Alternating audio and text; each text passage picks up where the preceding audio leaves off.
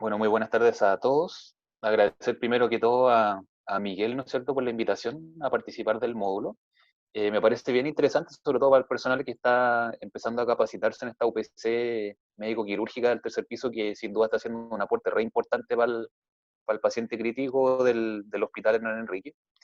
Y claro, hay varios que tenían ya cierta experiencia en UPC y otros profesionales y técnicos que no tanto. Y claro, me fijaba en el programa que han visto distintos temas que son bien importantes para el manejo diario de los pacientes y importante que las distintas especialidades, ¿no es cierto?, y médicos y no médicos, les apoyemos un poquito en su formación para que les sea más llevadera toda esta importante labor que hacen para con nuestros pacientes, ¿ya? Bueno, lo que se me pidió fue presentarles un poco sobre insuficiencia renal aguda, eh, enfocada obviamente en los aspectos que tienen mayor relevancia para el personal no médico. Yo voy a entregar algunos conceptos básicos, otros no tanto, pero que los voy a ir pasando con la profundidad que correspondan en el fondo según lo que requieran y haciendo hincapié en las cosas que probablemente para ustedes van a ser más importantes. Y como bien dijo Miguel al final de la presentación, ¿no es cierto?, hay un espacio de la duración que ustedes necesiten para hacer las consultas, ¿ya? Que queden de la presentación o de, digamos, todo lo que tenga que ver con el tema, dudas que les hayan surgido durante su práctica clínica o que tengan en relación a nefro, ya en general del paciente crítico, no tengo ningún problema. Vamos a pasar a la presentación entonces. Me parece que estoy compartiendo la pantalla ya. Sí, vamos a ver.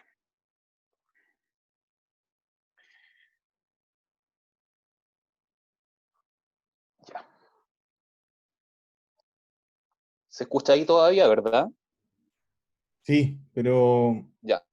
no sé qué pasó con la pantalla, con la presentación que se chiquitita. ¿Y ahora? No, espérame un poquito.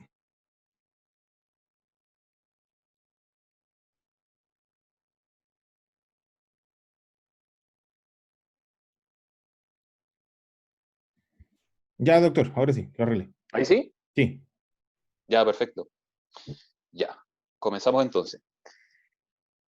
Bueno, la hoja de ruta de la presentación, como yo les adelantaba, va, ¿no es cierto?, con una introducción al principio, que es para entrar en materia. Después un poco la definición, ¿ya? Lo que entendemos todos por insuficiencia renal aguda, y las etapas en las cuales se clasifica, que eso tiene cierta importancia en cuanto al enfoque diagnóstico y terapéutico que se le da a los pacientes. Después clasificación, para orientarse un poco en cuáles son las posibles causas, que son las que se les ocurren en realidad. Ya, pero la idea es siempre poder tratar de ordenarlas un poco. Un par de palabras de fisiopatología, que obviamente es algo que para la labor de enfermería o técnica, claro, probablemente no sea tan importante, pero sí ayuda a entender un poco los distintos fenómenos que se dan en los pacientes cuando hacen insuficiencia renal aguda. Y después ya entrando como en materia un poco el abordaje diagnóstico y el manejo que se debiera dar a estos pacientes en términos generales.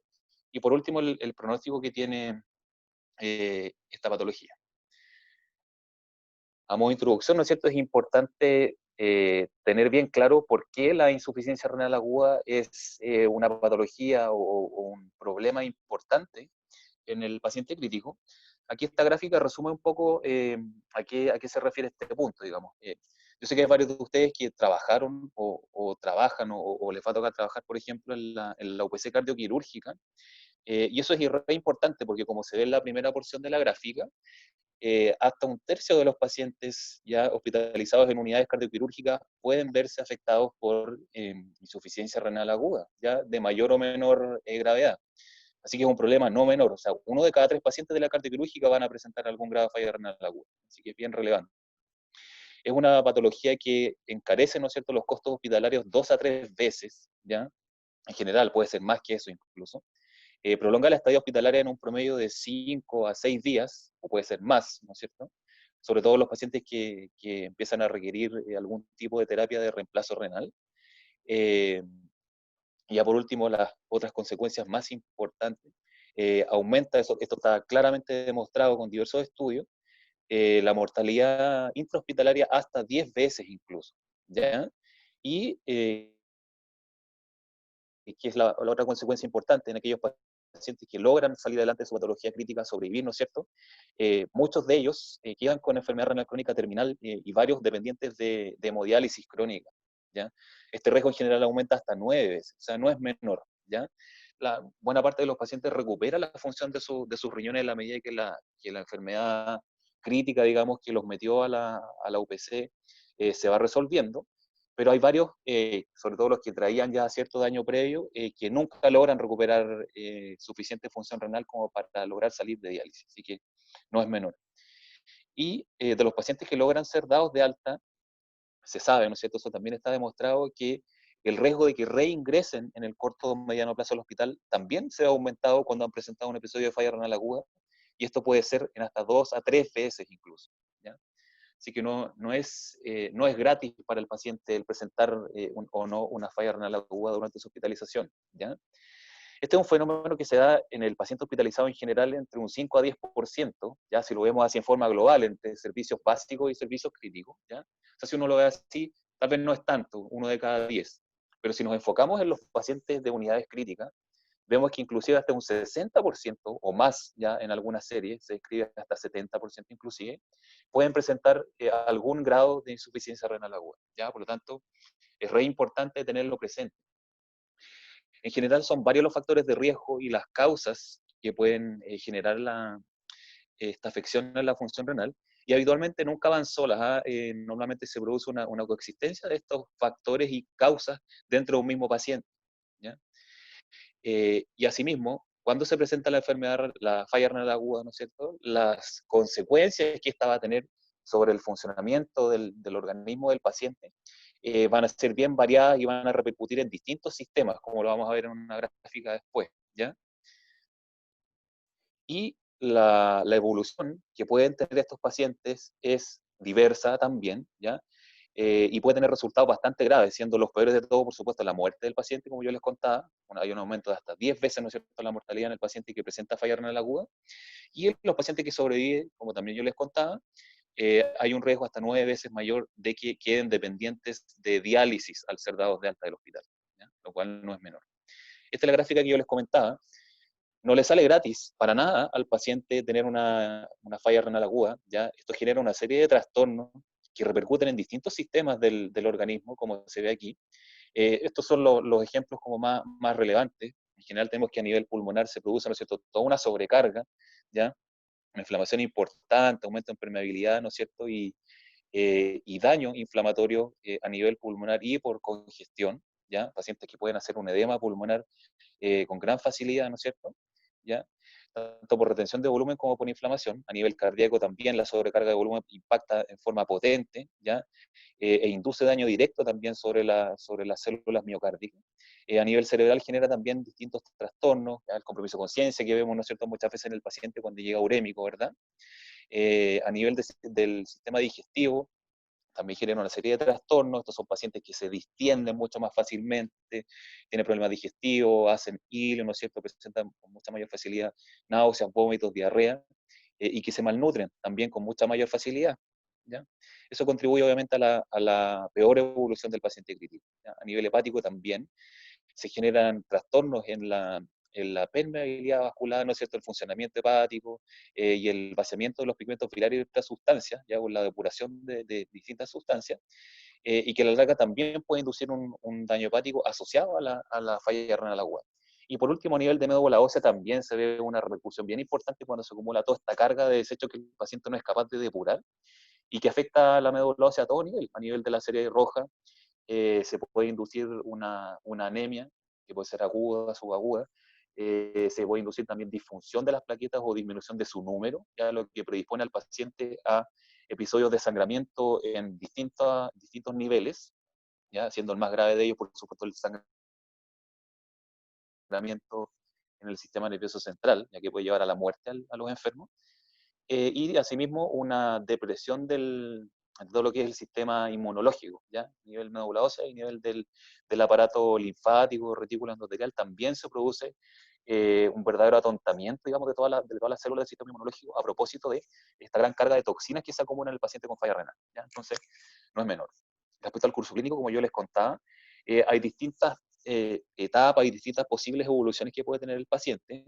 Normalmente tenemos en principio un paciente con riñones que funcionan de manera normal, que sería como el riñón rojito que aparece al principio. Pasamos luego a un riñón con elementos de riesgo, que normalmente son aquellos pacientes que tienen algún tipo de patología previa, hipertensión, diabetes, ahí vamos a verlo después en una gráfica. Luego vienen los eventos agudos que generan el daño ya sobre el riñón, que es un daño que puede o no tener repercusiones funcionales sobre ese riñón. Ya por eso es que hace un tiempo ya se ha ido como dejando un poco de lado el concepto de insuficiencia renal aguda y se ha pasado a hablar más bien de lesión renal aguda, ¿ya? Puesto que muchas veces se produce un daño como estructural de los riñones, pero que no necesariamente afecta de manera grave su funcionamiento. Y ahora, esto la mayoría de las veces es así, pero no siempre, ¿ya? Y muchas veces se genera primero una etapa de daño sobre el riñón a distintos niveles, pero sin repercusiones funcionales y habiendo pasado algunas horas o días, viene la fase en la que cae la función de los riñones de forma significativa y ahí recién vemos, ¿no es cierto?, que sube la creatinina y otros exámenes que son los que normalmente uno analiza, ¿ya? Luego, cuando este daño se mantiene en el tiempo y no se toman las medidas correspondientes o el paciente no responde al manejo, es un paciente que cae, ¿no es cierto?, en una falla renal claramente establecida, muchas veces requiere terapia de reemplazo renal de algún tipo, y en los casos más graves el paciente termina falleciendo, ¿no es cierto?, que sería el riñón gris.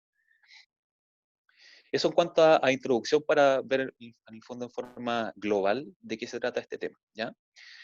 En cuanto a la definición, lo que vamos a entender por insuficiencia renal aguda, que esto es algo que está como bien claro, es un descenso que es abrupto, ¿ya? ¿No es cierto? De ahí el término agudo, ¿ya? Que como consenso se ha adoptado dentro de la definición el plazo de 48 horas, ya en general menos de 48 horas, un descenso en la tasa de filtración glomerular, que en el fondo es la cantidad de sangre, ¿ya?, que los riñones van filtrando por minuto, ¿ya?, y a la cual le van, ¿no es cierto?, extrayendo un cierto porcentaje de sus toxinas, ¿verdad? Entonces se produce un descenso más o menos agudo de esta capacidad del riñón y que debe ser de una magnitud lo suficientemente importante como para reducir la eliminación de desechos nitrogenados, la urea y otros, ¿no es cierto? Electrolitos que al acumularse son de riesgo, ¿no es cierto?, como el potasio principalmente, hidrogeniones, ya que serían los protones que inducen la acidosis metabólica que vemos en estos pacientes, y otras toxinas. Esa es como la definición, ¿ya? O sea, una caída en la función de los riñones que se produce en menos de 48 horas. En cuanto a la etapificación, ya hay tres grados, digamos, tres niveles de gravedad, que en general se vienen recogiendo en varias clasificaciones desde hace harto tiempo, ¿ya? Son todas bien similares, ¿eh? La de Riff fue la primera, luego la del grupo Akin, y por último la de la Cadigo, que es como el grupo principal a nivel mundial que va generando las distintas recomendaciones en nefrología, y que son las que todos usamos actualmente. ¿Ya? Por eso se la recalco aquí en la diapositiva, ¿ya? Que eso es lo que más usamos en general. Son tres etapas, ¿ya? Y lo que se utiliza básicamente para la clasificación son dos elementos. Uno, que es la diuresis del paciente, y otro que es el nivel de creatinina, ¿ya? En cuanto a diuresis, en la etapa 1 tenemos que, para cumplir con la definición, el paciente tiene que tener una diuresis menor a 0,5 ml por kilo por hora por a lo menos 6 horas, ¿ya? Entre 6 y 12 horas es lo que plantea la guía, la definición en general, ¿ya? Y o un aumento en la creatinina de 1,5 a 1,9 veces versus lo que tenía el paciente de base, ¿ya? O que sea de al menos 0,3 miligramos de cilitro en el valor absoluto, ¿ya? Dentro de estas 48 horas, ¿ya? Eso sería una etapa 1. Entonces aquí es importante tener bien claro porque, por ejemplo, como en la UPC, como bien sabemos, se hace, ¿no es cierto?, registro de diuresis por horario habitualmente, ¿ya? O al menos cada 4, cada 6 horas. Eh, es posible en tiempo real, ¿no es cierto?, ver cuando un paciente está ya comenzando a presentar una falla renal aguda, ¿no es cierto?, y normalmente, que eso lo vemos siempre, ¿no es cierto?, con personal de enfermería y técnicos que normalmente se le avisa al residente cuando el paciente está empezando a presentar una caída en su diuresis, ¿no es cierto? Y eso es re importante y siempre hay que estar atento porque uno de los signos más precoces en general de una falla renal que puede ser importante es la caída del débito urinario, ¿no es cierto?, de la diuresis. En la etapa 2 ya esta pérdida de diuresis o este aumento en la creatinina es más grave, ¿no es cierto?, en cuanto a tiempo o en cuanto a cantidad. En cuanto a tiempo, por ejemplo, esta oliguria, ¿no es cierto?, esta caída en la diuresis, se prolonga por 12 horas o más, ¿ya? Eso es lo que marca la diferencia entre la etapa 1 y la etapa 2. Y en cuanto a magnitud, en la creatinina, lo que vamos a ver es un aumento de por lo menos 2 veces respecto a lo que el paciente tenía antes, ya entre 2 y 3 veces. Eso es lo que es propio de una etapa 2. Y en la etapa 3, el paciente ya en general muchas veces deja de orinar por completo o cae en lo que se conoce como oligoanuria, ya prácticamente no tiene diuresis, o sea, menos de 0,3 ml por kilo por hora, ¿ya? Por un día o más, o que derechamente no orina nada en 12 horas, ¿ya? Ese es un paciente que en general, bueno, ya todos nos damos cuenta de que algo grave está pasando, ¿cierto? Muy grave, y muchas veces el residente de turno suele avisar a nefrología de que este es un paciente que muy posiblemente va a requerir iniciar diálisis, ¿ya? Entonces, uno ya a las 12 horas puede darse cuenta de que algo malo está pasando con el enfermo, ¿no es cierto? Y ya debiera estar hace rato tomando medidas. Normalmente esa caída en la diuresis se asocia a una elevación de la creatinina de por lo menos 3 veces versus lo que el paciente tenía, ¿ya? O un valor absoluto de por lo menos 4, ¿ya? Lo otro es que cuando el paciente ya empieza a requerir diálisis, eso por definición sí o sí se considera una etapa 3, es decir, la más grave, ¿ya? Entonces, cae de cajón que si como parte de la definición tenemos la diuresis del paciente, es súper, súper, súper importante la labor del personal técnico y de enfermería, ¿no es cierto?, en el registro por horario, ¿ya? El estándar, ¿no es cierto?, de UPC es la evaluación diaria de los signos vitales, ¿no es cierto?, de temperatura, qué sé yo, presión, eh, invasiva o no invasiva.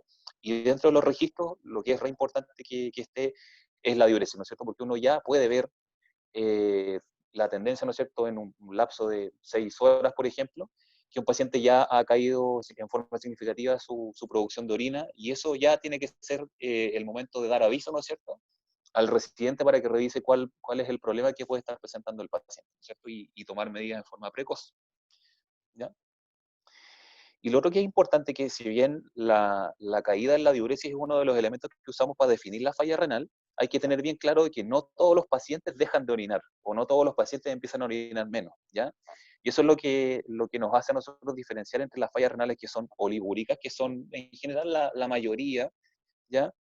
Que son las que tienen en el fondo una caída en la cantidad de producción de orina, versus las que son no oligúricas, que ahí normalmente el paciente filtra, ¿no es cierto?, sangre, pero la orina que produce no es de buena calidad, o sea, no depura, ¿ya? Aquí es como la forma en la que uno lo dice normalmente, o sea, no logran al fondo eliminar una orina con una concentración de desechos suficiente como para ir limpiando la sangre en términos prácticos, ¿ya? Entonces eso es igual de grave, ¿ya?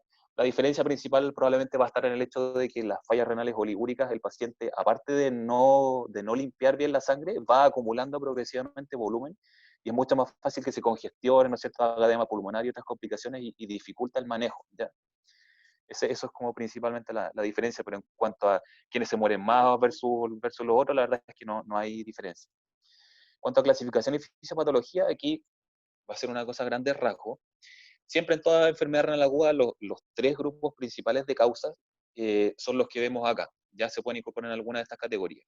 Tenemos por un lado las insuficiencias renales agudas de tipo prerrenal, ¿ya?, que probablemente son las de mejor pronóstico. Estas en general se asocian a una reducción en la llegada, ¿ya?, de sangre a los riñones por alguna razón, ¿ya? Que ahí la vamos a ver, pero que habitualmente tienen que ver con sangramientos importantes, ¿no es cierto?, diarrea, vómitos, pérdidas de volumen, ¿ya?, de una magnitud suficiente como para que el flujo sanguíneo que entra a los riñones se reduzca de manera importante, ¿ya? Los riñones son un órgano bien noble en general, y normalmente cuando el paciente está depletado de volumen o francamente choqueado, son de los primeros órganos que restringen su flujo para favorecer la circulación hacia otros territorios, ¿ya? Lo bueno es que el riñón igual tiene cierta capacidad de adaptación, pero que cuando ya es mucho, digamos, se ve superada, y empieza a verse afectada la capacidad de excretar desechos, ¿ya?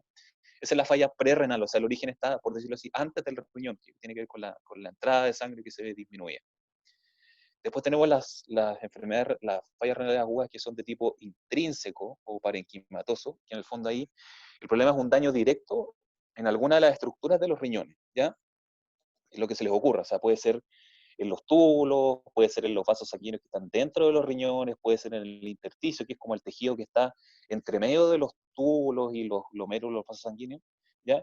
O puede ser los glomérulos, que son las pequeñas unidades, ¿no es cierto?, microscópicas, donde se filtra la sangre y se produce como la primera, como la orina primitiva, que después se va a modificar en los túbulos para formar la orina definitiva, ¿ya?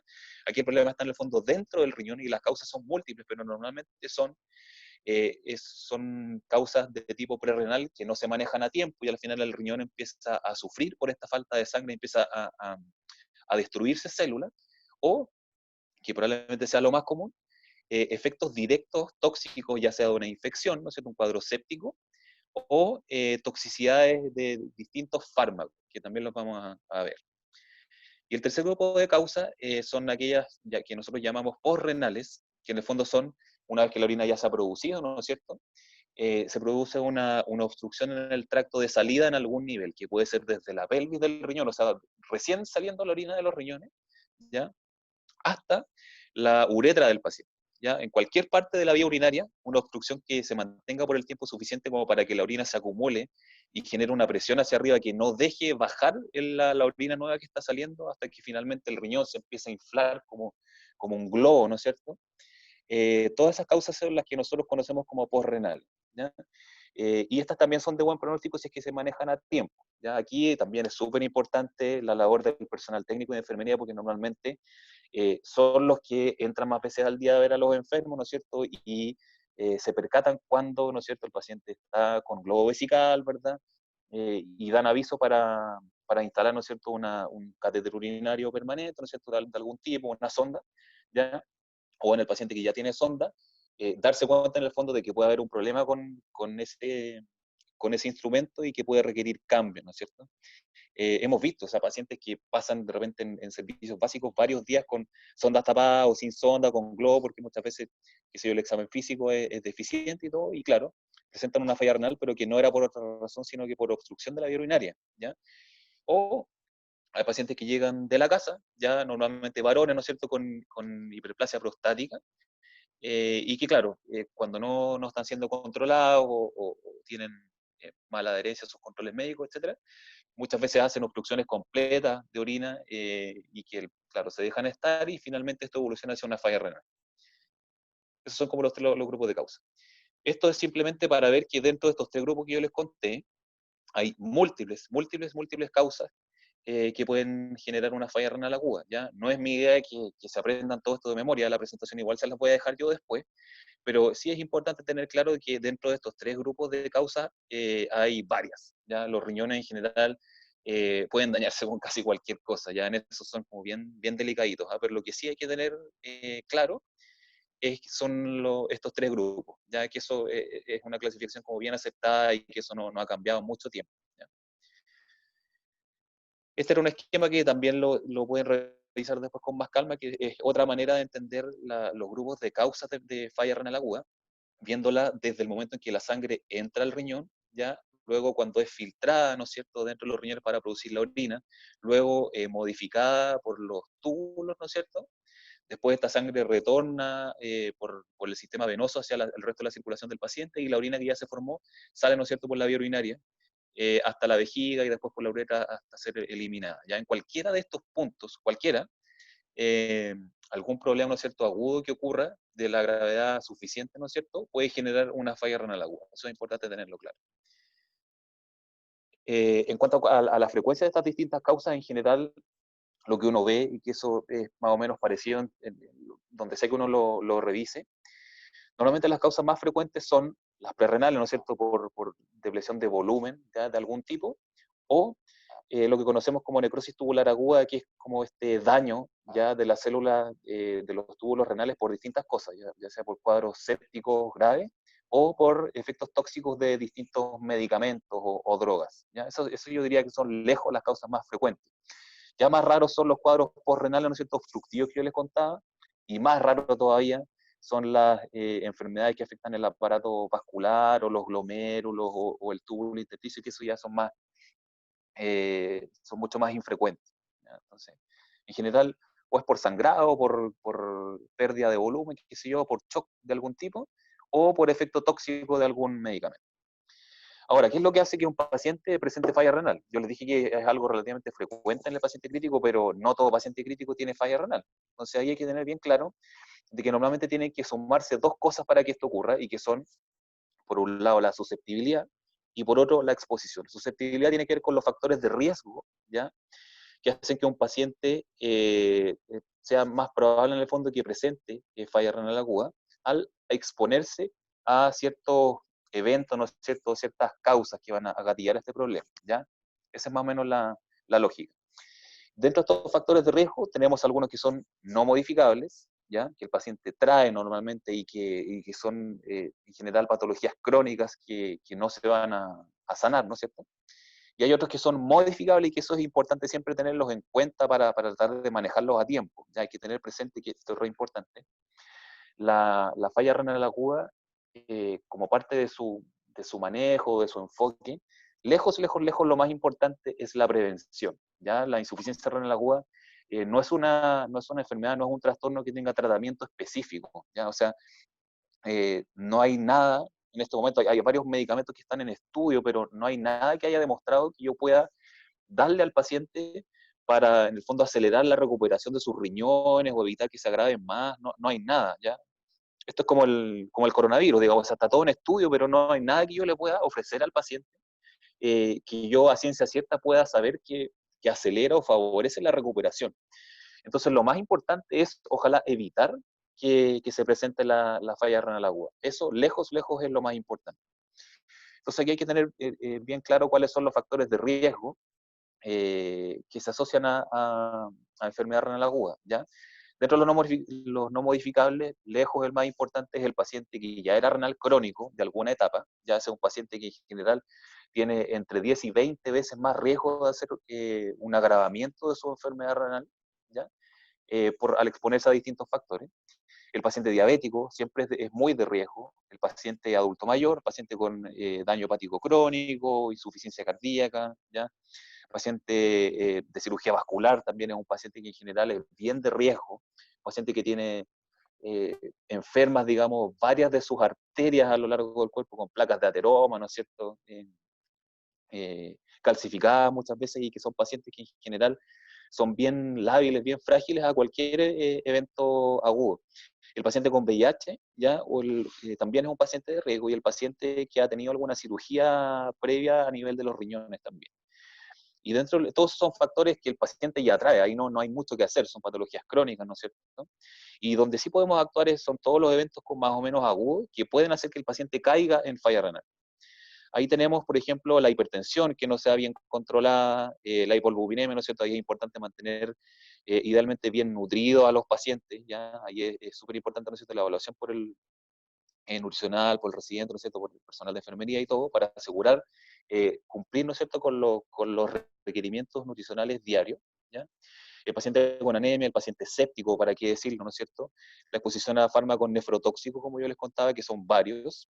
El paciente ventilado también de por sí es un paciente de riesgo, porque la ventilación mecánica genera toda una alteración en el funcionamiento normal del organismo, ¿no es cierto?, la fisiología normal, y que por supuesto dentro de todas las repercusiones que eso puede tener, está la falla renal aguda. Ya normalmente se produce una alteración en el retorno venoso, en las presiones dentro del abdomen, ya hay una serie de fenómenos que afectan finalmente en mayor o menor medida el funcionamiento de los riñones, ¿ya? Y otros eventos como por ejemplo la rhabdomiolysis en el paciente politraumatizado, que es un paciente que frecuentemente va a ingresar a la UPC del tercer piso. El politrauma es un factor de riesgo bien importante, o sea, un paciente que producto de su traumatismo genera un daño importante a nivel muscular, ¿no es cierto? Bueno, y sin contar que puede venir fracturado de mil partes, ¿no es cierto? Y eso va a generar que de esos tejidos lesionados se libere constantemente distintas sustancias que, por supuesto, tienen que ser filtradas y eliminadas en alguna parte. Y claro, como esa alguna parte normalmente son los riñones, es bastante fácil de que si no se maneja adecuadamente, los riñones puedan sufrir daño, ¿no es cierto?, y empezar a fracasar, ¿ya? Eso a grandes rasgos. Ahora, en cuanto a la cosa ya como más clínica, como de abordaje del paciente. Hay que tener claro, como yo les contaba al principio, que la falla renal tiene consecuencias bien importantes en distintos sistemas, ¿ya? se genera, por supuesto, sobre todo los pacientes que orinan poco, ¿verdad? Los oligúricos, una sobrecarga de volumen que se va a manifestar como aumento de peso, ya por eso como de manera ideal en la UPC, que es algo que muchas veces es difícil de hacer, pero sería re importante poder pesar en forma diaria a los pacientes porque es la manera más objetiva de saber si es que el paciente está, ¿no es cierto?, reteniendo efectivamente volumen o no. O sea, claro, uno le solicita, ¿no es cierto?, al personal técnico de enfermería que lleve de la forma más rigurosa posible los balances hídricos, ¿no es cierto? Uno ayuda muchísimo, digamos, pero muchas veces las estimaciones no pueden hacerse de manera tan precisa, entonces ahí lo que nos ayuda lejos a saber si es que el paciente efectivamente está reteniendo volumen es el peso diario, ¿ya? Pero muchas veces, como yo les contaba, no, eso no es posible de hacer en forma rutinaria, ¿ya? A nivel cardiovascular, esta retención de volumen puede llegar a tal punto de generar un edema pulmonar, ¿no es cierto? Y que el paciente tenga que caer a ventilación mecánica a propósito de esto. Y por la retención de distintos electrolitos, especialmente el potasio, pueden producirse arritmias cardíacas mortales incluso, ¿ya? Arritmias ventriculares malignas, si es que no se maneja adecuadamente y a tiempo, ¿ya?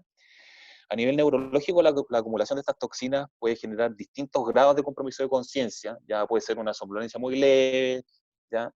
O una simple desorientación, hasta compromisos de conciencia ya más importantes, ¿no es cierto? Sopor mediano, profundo o coma inclusive, y estos son pacientes que pueden también llegar a compulsionar cuando no se maneja a tiempo estos cuadros. ¿Ya? A nivel gastrointestinal, yo les contaba náuseas, vómitos, hemorragia digestiva. A nivel hematológico, anemia, disfunción de las plaquetas, caída en el número de plaquetas, sangramiento en distintas zonas.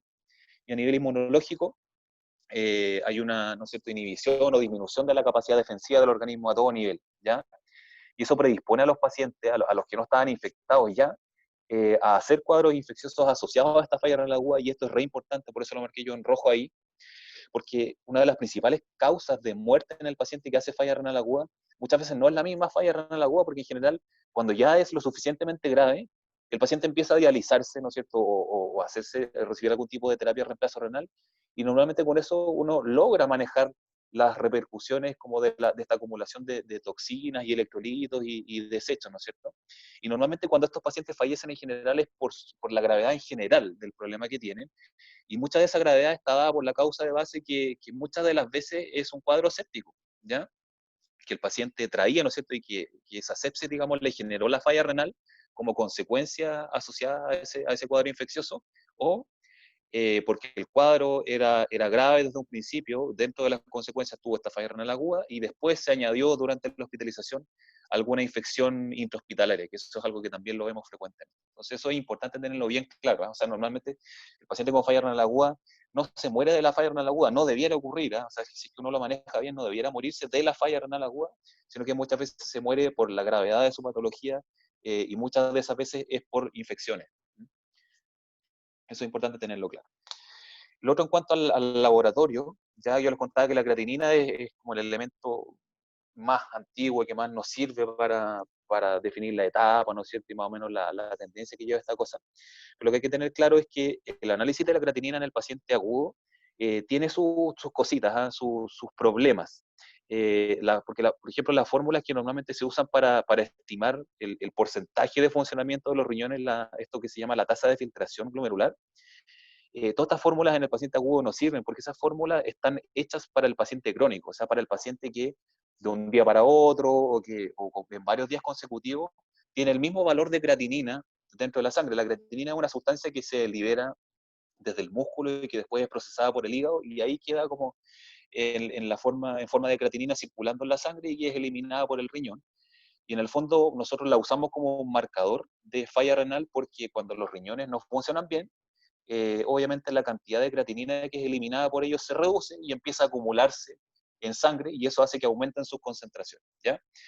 El tema es que en el paciente agudo, como estos son fenómenos, ¿no es cierto?, dinámicos, ya el funcionamiento de los riñones puede ir cayendo de un día para otro, ya muy rápido, o puede ir mejorando de un día para otro, ya, pero la eliminación de esta creatinina no es estable, no es pareja, ¿ya? Esto por un lado. O sea, la cantidad de creatinina que un paciente va a estar eliminando un día puede ser bastante distinta a la que va a estar eliminando al día siguiente y al día subsiguiente y al subsiguiente. Entonces, yo no puedo usar esa cantidad de creatinina que tiene en la sangre como para ellos saber exactamente cuánto porcentaje de funcionamiento tiene ese riñón, porque no es estable, ¿ya? Esa creatinina va a ir cambiando de un día para otro. Entonces, estas fórmulas no me sirven, ¿ya? Eso es importante tenerlo presente, o sea, porque el laboratorio normalmente informa, o sea, pone creatinina de tanto, no sé, 2,5, qué sé yo, 3,2, y ahí debajito le pone tasa de filtración glomerular y da un valor en ml minuto. Ya. Ese valor en el paciente agudo, la verdad es que no es muy importante porque, como les digo, son valores tan inestables que ahí las fórmulas no se pueden usar. ¿Ya? Lo que sí sirve es ir viendo la curva de la creatinina. O sea, esta creatinina va subiendo, va bajando, va más o menos pareja en el tiempo. Eso sí sirve, ¿ya? Porque obviamente si la creatinina va subiendo, claramente la cosa va peor. Y si la creatinina va bajando, la función de los riñones va mejorando. Eso es una cosa de perogrullo. ¿Ya? Y hay otros elementos del laboratorio que son orientadores en general, pero ninguno es muy categórico. ¿Ya? Aquí yo les voy a poner algunos, que son elementos que normalmente nosotros usamos para diferenciar dentro de los dos grupos principales de causas de falla renal aguda, que son las prerrenales que yo les contaba, versus las intrínsecas o parenquimatosas, dentro de las que destaca esto que se llama necrosis tubular aguda, la NTA que sale ahí. ¿Ya? En las fallas prerrenales el riñón en general está como, no tiene un daño estructural, sino que como le llega poca sangre, el riñón trata de compensar eso y genera una serie de respuestas. O sea, empieza a producir menos orina, ya como que se aprieta, por decirlo así, trata de ahorrar energía, elimina poco sodio para mantener presiones normales, ¿no es cierto? Y retener el sodio, que es un elemento vital, ¿ya? Y por ende se produce poquita cantidad de orina muy concentrada. Y eso ustedes lo pueden notar. Ya en el paciente que está con sonda, ¿no es cierto? El paciente que orina espontáneo, se nota muchas veces que es una orina, ¿no es cierto? Bien oscura, que muchas veces parece casi colúrica, ¿ya? Y que normalmente es cuando el paciente está depletado de volumen, puedo decir hidratado, ¿ya? Eso es una respuesta normal, ese es un riñón que está tratando de ahorrar energía, ¿no es cierto? Y retener en el fondo volumen en un paciente que está falto de volumen. Puede ser una respuesta relativamente normal, que cuando ya se mantiene en el tiempo empieza a generar acumulación de desechos y problemas. En cambio, en la necrosis tubular, este es un paciente que puede o no estar depletado de volumen, pero el problema no es ese, el problema es que hay una lesión, un daño en los túbulos. Entonces aquí los riñones filtran sangre, producen, ¿no es cierto?, orina, pero el problema es que estos túbulos, como funcionan mal, ¿ya? No se depura bien esa sangre, ¿ya? O sea, sale básicamente agua con desechos, ¿no es cierto? Pero no es la cantidad suficiente como para lograr limpiar la sangre. Entonces puede ser una cantidad normal o incluso alta de orina. Estos son pacientes que muchas veces pueden estar poliúricos, ¿ya? Pueden orinar más de 3 litros al día, ¿ya? Pero es una orina de mala calidad, una orina alta en sodio, ya con baja concentración de desechos, es casi pura agua, básicamente. Entonces eso no le sirve al paciente para lograr limpiar bien, ¿cierto? Depurar la sangre. Y eso genera problemas, obviamente. ¿Ya? Estos son los índices de laboratorio que yo les contaba. Es que esto, bueno, esto normalmente lo ve el médico, pero ya muchas veces cuando, por ejemplo, el personal de enfermería revisa los exámenes, estos son ya como un par de tips que ya pueden orientar en cierta manera a cuál puede ser la causa del problema, ¿ya? Si vemos que la urea, por ejemplo, está muy alta versus la creatinina que tiene el paciente, eso debiera uno hacerle pensar de que este es un paciente que puede estar falto de volumen, ¿ya? Y que sea ahí la causa, porque en general ahí se produce como una cierta retención relativa de los desechos nitrogenados, ya la urea en este caso, por sobre la creatinina, ¿ya? Esa es una cosa, que el paciente esté falto de volumen. Y la otra causa posible es que el paciente esté o muy hipercatabólico, como lo solemos ver en el paciente crítico, ¿ya? O sea, consumiendo mucha masa muscular, ¿verdad? O que esté con sangramiento de algún origen, principalmente digestivo, ¿ya? Que eso hace que muchas veces al reabsorber todo ese contenido sanguíneo, ¿cierto? Hemático en el tubo digestivo, el procesamiento, la digestión de eso genera urea dentro de los productos finales y eso hace que aumente más la urea que la creatinina, ¿ya? Y hay otros índices que utilizan la orina, que también el médico los puede analizar, digamos, como para orientarse solamente, ya no dan la respuesta absoluta del problema, pero sí sirven bastante como para orientarse a cuál puede ser el problema. Ahí probablemente muchas veces el médico va a solicitar, ¿no es cierto?, que tomen un examen de orina o aislado o que se haga una recolección de 24 horas según la necesidad, pero habitualmente con una muestra aislada de orina, junto con un examen de sangre, es suficiente como para orientarse al menos en cuál puede ser el problema, ¿ya? Entonces, así a modo general, el abordaje en general junto con la parte como clínica es algunos exámenes básicos, creatinina, urea, ¿no es cierto?, electrolitos, calcio, fósforo, gases, que normalmente debieran ser arteriales y venosos para hacer un buen análisis, y una orina completa, como yo les contaba. Lo otro importante es, idealmente, todo paciente que está con una falla renal aguda es hacer una ecografía, ¿ya? Una eco renal. ¿Por qué? ¿Por qué es tan importante? Porque, por ejemplo, esto nos permite al tiro de entrada saber si es que el paciente tiene una obstrucción de vía urinaria. Muchas veces no queda muy claro si tiene o no tiene globo, si está tapado o no la sonda, queda un poco la duda.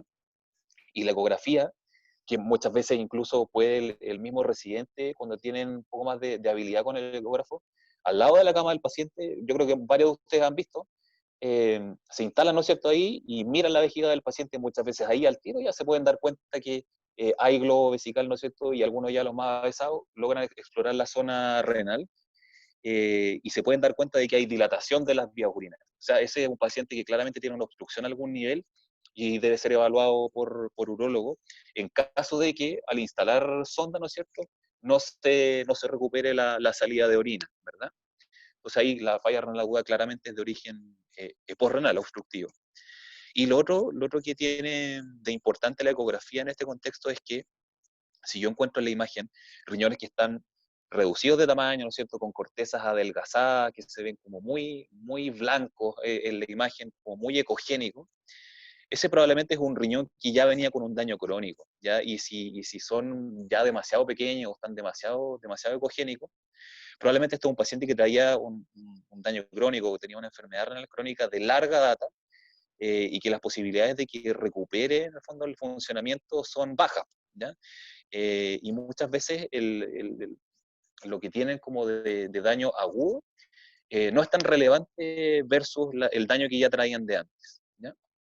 Entonces ahí el enfoque es bien diferente, o sea, ahí ya más vale irse preparando para dejarlo en diálisis, ¿no es cierto?, y pedirle cupo en crónicos una vez que salga de la UPC.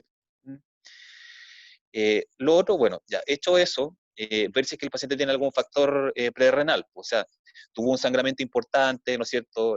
Revisar el protocolo quirúrgico siempre es importante, ya tanto para el personal técnico como enfermería. Normalmente se queda registrado ahí sangramiento estimado, qué sé yo, cuánto volumen se puso, si tuvo que usar drogas vasoactivas o no, ¿ya? Todos esos son factores importantes porque por muy poquito que haya sido el tiempo o por poco significativo que pueda parecer a lo mejor, en un paciente con los factores de riesgo que yo les nombré, puede ser suficiente como para generar una falla renal aguda de algún grado. Entonces eso es importante siempre tenerlo presente porque son, como yo les contaba, dentro de los tres grupos de causa, los que más rápido responden en general al manejo. O sea, muchas veces basta con reponer bien el volumen y evitar añadir otros elementos de daño para que el paciente recupere rápidamente su función renal. Entonces eso siempre es importante tenerlo claro. Ahora, si no hay ninguno de estos dos grupos de causa, o sea, o obstructivo o prerrenal, aquí ya probablemente nos estamos enfrentando al escenario más complejo, que es el paciente que tiene una falla renal por un daño directo en sus riñones, o sea, parenquimatoso o intrínseco, ¿ya? Ahí es donde sirven muchas veces todos estos exámenes orientadores que yo les contaba, los índices urinarios, esta relación de la urea con la creatinina y otros, ¿ya? Y ahí es importante tratar de orientarse un poco en cuál puede ser la causa de este daño directo sobre los riñones. ¿Será una necrosis tubular porque, por ejemplo, no sé, era un paciente renal pero que nunca le repusieron el volumen, o siguió sangrando, o estaba con mucha dosis de drogas vasoactivas?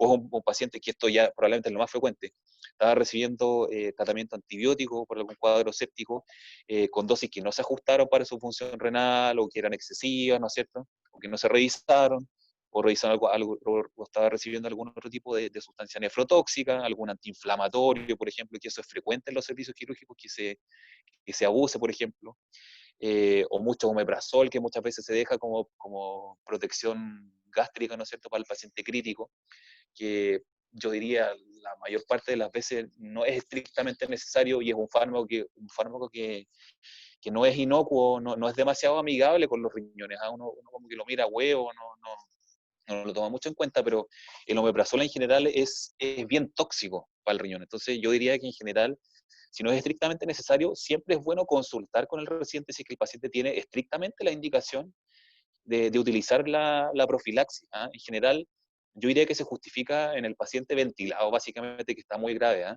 o con altas dosis de vasoactivo, ese tipo de paciente, porque es un paciente que, claro, como tiene mal perfundido su tubo digestivo, ese es un paciente que efectivamente puede hacer una úlcera de estrés. Pero fuera de ese tipo de pacientes, yo diría que el omeprazol no tiene mucho rol, ¿eh? Y al contrario, al final es más el daño que genera sobre los túbulos renales, ¿ya? Los otros son los medios de contraste. Eso es re importante. Pues, paciente quirúrgico, ustedes saben, politrauma o paciente con un shock séptico, si foco abdominal o de otro origen, suele ocurrir, ¿no es cierto? Ustedes lo ven, que se le solicitan uno, dos, tres o más, ¿no es cierto? Escáner con contraste, la mayoría de ellos, ¿no es cierto?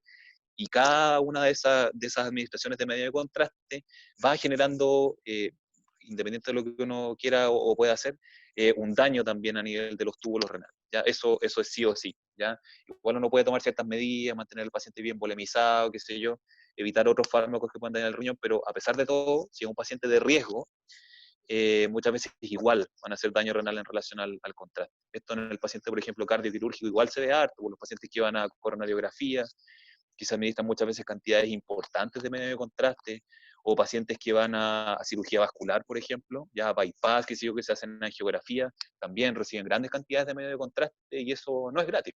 ¿Ya? Todo eso es filtrado a nivel renal y genera un daño que puede ser bien importante. Hay pacientes que quedan después en diálisis crónica, producto del daño que generó el medio de contraste. Entonces eso también es importante tenerlo en cuenta. ¿Ya? Y lo otro es rhabdomiolisis, por ejemplo, o hemólisis en el paciente, como yo les decía, politraumatizado, o el paciente hemato-oncológico, que muchas veces tienen tanta destrucción celular, ya sea por el trauma o por la quimioterapia, o tienen una gran masa tumoral, que generan una cantidad de toxinas y desechos que daña severamente el riñón. ¿Ya? Todas esas son causas de necrosis tubular aguda. Ya las otras son, como ya les contaba, en general causas más raras, enfermedades glomerulares que son en general de tipo inmunológico, eso es como el resorte directo del nefrólogo, y normalmente el médico residente con los exámenes iniciales de orina, que de sangre, se puede orientar. Y normalmente a uno lo llaman ya con la sospecha, ¿no es cierto? Y ya habiendo solicitado el resto de los estudios, ¿ya? Y ahí el manejo de que sea inmunosupresión y todo según la enfermedad que se pesquise. A nivel túbulo intersticial muchas veces vemos reacciones como de tipo alérgico, entre comillas, a ciertos medicamentos que se pueden detectar en orina con algunos índices. Y a nivel vascular muchas veces vemos, que si yo, eh, patologías obstructivas o infartos renales o patologías de otro tipo, ¿ya? Que son ya causas más raras en general de falla renal aguda. Aquí está también se las dejo para que la revisen después con más calmita, que dentro de las causas de necrosis tubular aguda, son probablemente de las más frecuentes, que son los fármacos, ¿ya? Aquí hay un listado que incorpora como los grupos más frecuentes, ¿ya? Donde destacan por lejos, ¿no es cierto?, los antibióticos y los AINES, ¿ya? Dentro de los antibióticos, los más importantes son los aminoglicósidos, donde tenemos ahí la gentamicina y la amicacina, que no aparece ahí, pero que ese es aminoglicósido también, que es re importante mantenerlo, digamos, mantener su uso como bien restringido, ojalá, y cuando se utilice, por ejemplo, la amicacina, tomar medidas de calidad. O sea, ustedes han visto que ya hace un tiempo se están tomando niveles plasmáticos de amicacina en el hospital, y eso es súper útil porque permite en el fondo mantener al paciente con una dosificación que sea lo suficiente como para atacar bien el cuadro infeccioso, pero sin tener repercusiones tóxicas en otros órganos. Entonces eso es súper importante. Lo mismo con la vancomicina, que no es aminoglicósido, ¿ya? Pero que también tiene una toxicidad renal significativa y que también se le pueden medir niveles plasmáticos y debe hacerse, ¿no es cierto? Con la misma lógica, ¿no es cierto?, de generar un buen efecto antibiótico, pero sin toxicidad sistémica, particularmente en el riñón, ¿ya? Y los otros antiinflamatorios, ¿no es cierto? Ojalá también siempre utilizarlos en forma racional, no abusar, ¿verdad? Siempre preferir en general como primera opción los analgésicos, ¿ya? O sea, paracetamol u opiáceos, ¿ya? Muchas veces, versus los antiinflamatorios, y si se han de utilizar los antiinflamatorios, que sea por un periodo limitado, idealmente no mayor a 3 a 5 días, ¿ya? Y otros medicamentos que como aparecen ahí, que si yo, IECAS como el enalapril, captopril, ARA2 como el losartán, ¿ya? Medios de contraste, etcétera. En forma global, como yo les contaba, los elementos fundamentales son 4. Lo primero, ojalá prevenir la aparición de la falla renal, eso es súper importante, ¿ya? Como primer punto. Luego, si es que ya ocurrió, ¿ya? Lo importante es identificar de qué tipo se trata, ¿es prerrenal, es renal, ¿no es cierto?, parenquimatosa, o es obstructiva o posrenal, ¿ya? Una vez identificado el tipo de causa, idealmente saber cuál es la causa específica, cuál es la enfermedad que está provocando el problema, y tratarla directamente. Y por último, tratar en forma precoz las repercusiones, ¿no es cierto?, las complicaciones que trae la falla renal aguda, que como yo les contaba son en distintos sistemas, ¿ya? En general, siempre lo primero, medidas generales, ¿cierto? Mantener balances neutros, ¿no es cierto? Pacientes bien polemizados, tratar de controlar el uso de medicamentos que puedan ser tóxicos para el riñón, tratar la enfermedad de base, ajustar los fármacos que sean excretados en forma significativa por los riñones, ¿ya? Porque aparte de que hay fármacos que dañan los riñones, hay fármacos que a lo mejor no dañan los riñones, pero que sí, los riñones son los encargados principales de eliminarlo. Entonces, si los riñones no están funcionando bien, esos medicamentos van a tender a acumularse en el cuerpo y pueden generar efectos tóxicos en general sobre el resto del organismo del paciente y algunos bien graves. ¿Eh? Entonces, eso es importante. Como ya lo contaba, balance adecuado, controlar estrictamente los ingresos, los egresos, ¿verdad? Idealmente sería tener peso diario, mantener una nutrición adecuada, sopa de perogrullo, protección gástrica, ya, pero con harto ojo, como yo les contaba, en general en el paciente más crítico, utilizar inhibidores de bomba de protones como el omeprazol. Y ya lo que viene ahora es como el manejo médico de los trastornos electrolíticos. Se puede controlar el fósforo con algunos medicamentos habitualmente que se pueden pasar por sonda, ¿ya? O por vía oral, según el caso, que son quelantes. Controlar el calcio, ¿no es cierto? Normalmente son pacientes que requieren aporte de calcio. ¿Ya? Controlar coagulación, hematocrito, transfundir, que eso sí es necesario, tratar la acidosis más grave aportando bicarbonato, tratar la hipercalemia normalmente en principio con manejo médico, ahí muchas veces ustedes van a ver las famosas soluciones polarizantes, como primera medida, ¿no es cierto?, mientras se ve si el paciente tiene o no respuesta, o si mejora o no esta falla renal, ¿ya? Y muchas veces, claro, les va a tocar pasar una, otra y otra solución polarizante, y claro, normalmente cuando ya vamos por ahí por la tercera, ustedes van a ver que el residente ya va a estar avisando a nefrología para que consideremos, ¿no es cierto?, la diálisis para ese paciente, ¿verdad? Que es el punto final de esta lista, que es considerar la indicación de terapia de reemplazo renal agudo. O sea, aquí, que también se los dejo como para revisión después, un esquema así como muy general del abordaje de la falla renal aguda en el paciente crítico, ¿ya? Tenemos como primera cosa un paciente en unidad de paciente crítico, ya siempre hay que evaluar si es que es un paciente de riesgo para falla renal aguda, ya como con los factores que yo les contaba, o sea, es un paciente añoso, es un paciente diabético, es un paciente que ya era renal crónico, es un paciente que es de vascular, etcétera, ¿ya? Siempre debe hacerse una evaluación de riesgo, ¿ya? Si es que tiene alguno de esos elementos, es súper importante hacer una vigilancia estricta de la diuresis, ya de la creatinina, ya evitar que el paciente se deplete de volumen, evitar idealmente el uso de medicamentos que sabemos que son nefrotóxicos, ¿verdad? ¿Ya? Todo en un esfuerzo en el fondo de prevenir que aparezca la falla renal aguda, que es el objetivo fundamental, como yo les contaba. Ahora, si a pesar de todas esas precauciones el paciente hace igual la falla renal aguda, ya que sería el cuadrito que viene abajo, ahí lo que hay que hacer es averiguar la causa específica, que eso obviamente es labor del médico, ¿ya? Dentro de ese tremendo listado que yo les puse atrás, ¿ya? Y según la causa, implementar el manejo que corresponda, ¿ya? Junto con eso, hay que ver la etapa en la que está esa falla renal, ¿ya? Si es 1, 2 o 3, ¿ya? Normalmente la etapa 1 se le da seguimiento, se corrigen los factores que sean corregibles, ¿no es cierto? Que si falta volumen, se aporta volumen, si había algún nefrotóxico, se suspende o se cambia por otro medicamento que no lo sea, etcétera, ¿ya? Y si hay medicamentos que sean de excreción renal significativa, también se ajustan las dosis, etcétera, lo que corresponda. Y ahí se ve si es que esta falla renal aguda va progresando o no. Lo ideal es que no, pero muchas veces va a ocurrir, ¿no es cierto? Va a pasar de etapa 1 a 2, ¿ya? Y después puede ser que pase de 2 a 3, o hay veces que vemos que incluso pasa directo de la etapa 1 a la 3, ¿ya? Y en ese caso, en general, ya el residente está evaluando la necesidad, ¿no es cierto?, de que el paciente empiece terapia de reemplazo renal de algún tipo, ¿ya? Y normalmente ya en ese momento se da aviso a nefrología, ¿ya? Aquí, en la parte de los medicamentos que requieren ajuste de dosis en el paciente en falla renal, también les dejo esta listita, ya que la idea es que no se la aprendan de memoria, pero en el fondo esto también es labor del médico residente, ya, pero sí el personal de enfermería y técnico también tiene que estar como siempre con las antenas paradas, ¿no es cierto?, de ver si es que, por ejemplo, el paciente está con opiáceos, con antiepilépticos, con antibióticos, con, que si, por ejemplo, alopurinol, con otro tipo de medicamentos, con heparinas de bajo peso. Eso es muy importante porque se usan a pasto, ¿no es cierto?, en los servicios de hospitalización. Las heparinas de bajo peso requieren sí o sí ajuste de dosis en los pacientes con falla renal aguda y crónica. Entonces, es importante muchas veces hacer las consultas al residente de turno, porque de repente a uno se le pasan estas cosas, sino, a veces quedan pegadas las indicaciones del día anterior, qué sé yo, y si nadie te dice o nadie te pregunta, puede quedar eso ahí puesto, digamos, y administrarse fármacos en dosis que van a ser excesivas para el paciente y puede generarle más daño, ¿ya?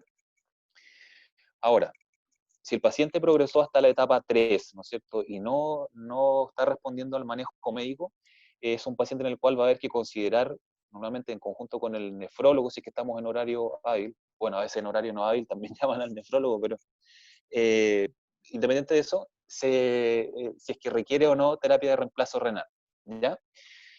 Lo que hay que tener en cuenta, esto ya es la última parte de la presentación, que es como para tener nociones básicas de lo que es terapia de reemplazo renal. Entiendo que después van a tener una charla a cargo de Anita, que va a estar enfocada principalmente en las terapias continuas, pero que seguramente ya les va a entregar conceptos básicos también de lo que es terapia de reemplazo renal en paciente crítico. Y en ese sentido, lo que yo les puedo aportar como para ir cerrando la presentación es que no es llegar y idealizar a un enfermo, punto uno.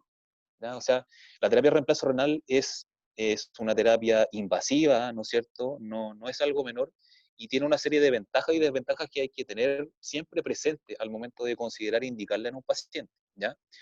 Desde el punto de vista de las ventajas, son varias, ¿no es cierto? Obviamente permite un control mucho más rápido que cualquier polarizante, cualquier medicamento o suero o infusión que se le deje al paciente para el trastorno electrolítico o metabólico que tenga.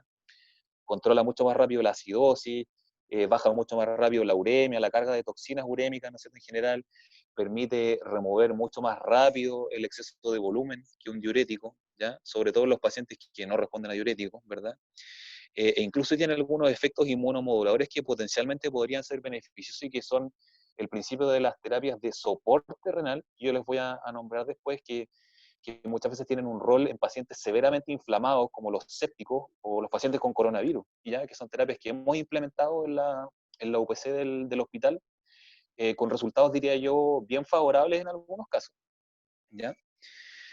Eh, Eso como ventajas. Y como desventajas, ¿ya?, que siempre es importante tenerlas presentes, hay que tener en cuenta que la diálisis, ¿ya?, por mucho que se ajusten las indicaciones y todo de acuerdo al paciente, pueden generar episodios de inestabilidad hemodinámica que van a afectar la recuperación en general del paciente y la recuperación renal también. O sea, cada episodio de hipotensión, ¿no es cierto?, de taquicardia, de arritmia, etcétera, que presenta el paciente, va a repercutir sobre la función y la integridad del aparato renal, ¿ya? Y eso puede retrasar la recuperación y alargar la hospitalización, aumentar la mortalidad, etcétera. Entonces, no es menor. Tenemos en segundo lugar todos los riesgos asociados a la instalación del catéter, ¿ya? O sea, el procedimiento en sí puede generar problemas, ¿cierto? Puede haber una punción arterial, un hematoma, puede haber neumotórax, hemotórax, lo que se les ocurra, ¿no es cierto? Asociado al procedimiento en sí. Y como todo dispositivo invasivo, ustedes bien lo saben, que se mantiene por varios días en una vena central, puede generarse infección del torrente sanguíneo con las consecuencias que todos ustedes muy bien saben, que pueden llegar hasta la muerte del paciente. Entonces, no es menor añadirle otro dispositivo invasivo a los enfermos, ¿ya? También durante las terapias de reemplazo se genera sí o sí una pérdida de micronutrientes que son importantes para los pacientes, y de fármacos que muchas veces pueden ser vitales, ¿ya? O sea, por ejemplo, los antibióticos. Hay varios que son eliminados, o sea, la diálisis, aparte de sacar los desechos, saca una buena cantidad de antibióticos y ahí es necesario también ajustar las dosis hacia arriba para que el paciente no se quede sin una cantidad suficiente de antibióticos que permita eliminar adecuadamente el cuadro infeccioso que presenta, ¿ya? Lo otro es que hay pacientes que, si bien de repente pueden estar bien graves desde el punto de vista renal, tienen una tendencia hacia la mejoría y que a lo mejor manteniéndolos con manejo médico, ¿no es cierto?, bien controlado, bien vigilado, probablemente después no van a requerir terapia de reemplazo renal y van a mejorar espontáneamente. Entonces, lo expusiste a diálisis con todos los riesgos que eso implica, siendo que a lo mejor ni siquiera la necesitaba. Entonces, eso es importante tenerlo en cuenta. Lo otro es que, ustedes bien lo saben, sobre todo los pacientes que quedan con terapias continuas, son pacientes que no pueden salir de la unidad a algún examen, que si yo, salvo que sea estrictamente necesario, es una joda, digamos, para el personal de enfermería de diálisis cuando el paciente tiene que ir a algún escáner o a pabellón, etcétera, siendo que está conectado a la terapia de reemplazo renal, porque hay que retornarlo, ¿no es cierto? Dejar la máquina en pausa, es toda una serie de procesos que al final también generan riesgo para el paciente, ¿no es cierto? Y generan una carga adicional de trabajo también para el personal de enfermería. Entonces no es menor. Y por supuesto, que está al final de la lista, pero no menos importante, todo esto genera un aumento de los costos, ¿no es cierto? Y el gasto de recursos sanitarios que no es menor en estos tiempos, ¿ya? Entonces, ¿cuándo vamos a considerar el indicar terapia de reemplazo? En general hay indicaciones clásicas y otras que son ya más relativas. Las indicaciones clásicas se pueden resumir en este cuadrito, ¿no es cierto?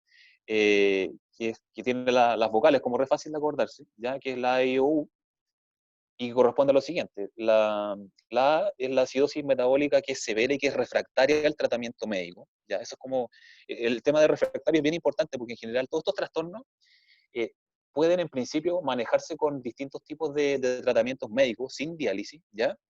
Eh, y cuando ya no responden, es que el médico residente debiera ir planteando la terapia de reemplazo renal como tratamiento, ¿ya?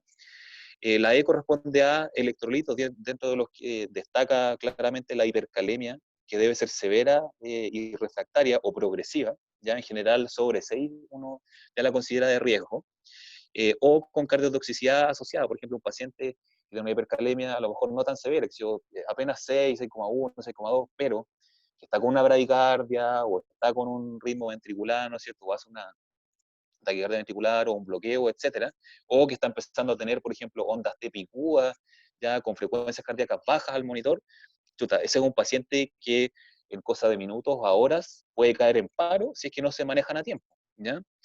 La I corresponde a las intoxicaciones, que esta es otra indicación, entre comillas, como no renal de terapia de reemplazo, que es la intoxicación por algunos fármacos o toxinas que sean altamente dializables. Ahí los que destacan por lejos son el litio, la carbamazepina, algunos antidiabéticos como la metformina, eso lo vemos igual con cierta frecuencia, intoxicaciones por metformina, o las intoxicaciones por salicilatos también, ¿ya? Como la aspirina, por ejemplo. Esos son medicamentos que muchas veces con una o dos sesiones de diálisis se logran barrer prácticamente por completo de la circulación del paciente y lo sacaste del problema, ¿ya? La O, que es de la palabra en inglés overload, que en el fondo es sobrecarga, esto se refiere a la sobrecarga de volumen, ya es decir, un edema pulmonar agudo o de un órgano no renal, pero que sea refractario también al tratamiento diurético. Y la U, que corresponde a la uremia, que en el fondo es la uremia elevada, pero con alguna repercusión grave en algún sistema, ¿no es cierto? Vale decir, paciente que está comprometido con conciencia, ¿no es cierto?, con una encefalopatía urémica, ese es un paciente que debiera empezar a dializarse, ¿ya? Independiente del resto de las cosas, ¿ya? O paciente que está con una hemorragia activa y que está urémico, paciente que debiera dializarse. O un paciente que tiene falla cardíaca, ¿no es cierto?, una pericarditis, un derrame, que está con falla renal importante, es un paciente que debiera iniciar diálisis, ¿ya?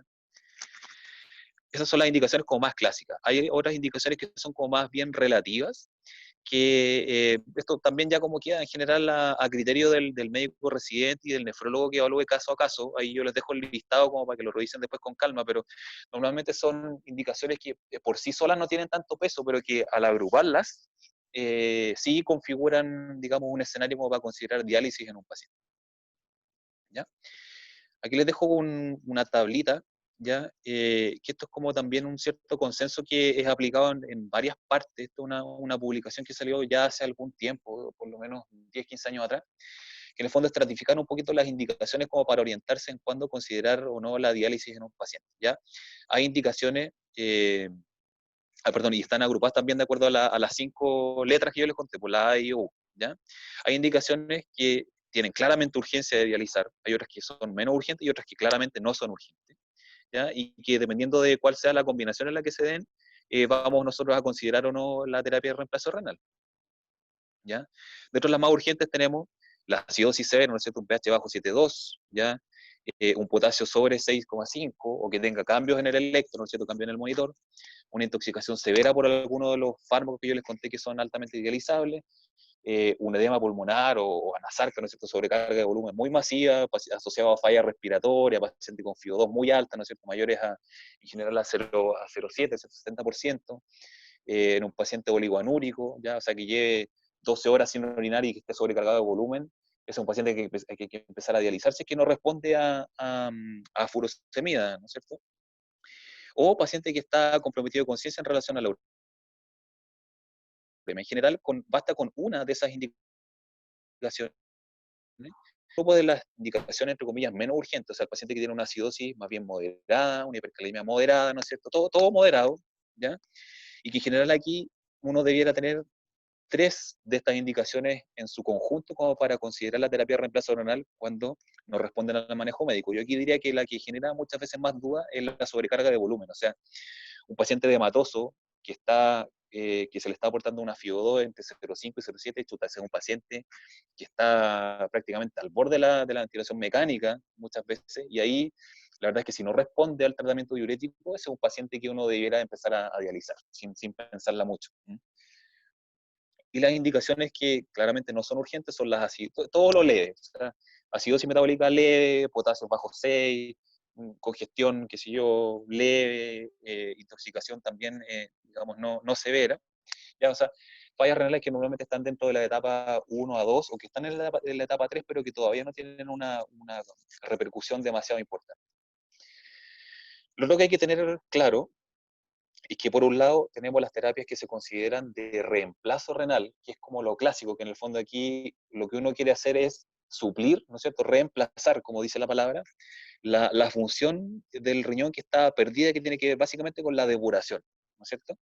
Dentro de estas indicaciones están las clásicas que yo les nombré, la A, E, I, O, U, y hay otras que muchas veces pueden ser como ya más relativas, pero que si las sumamos, hacen que el paciente en el fondo, en su conjunto, requiera algún tipo de depuración extracorpórea con máquina, ¿cierto? Con máquina de diálisis.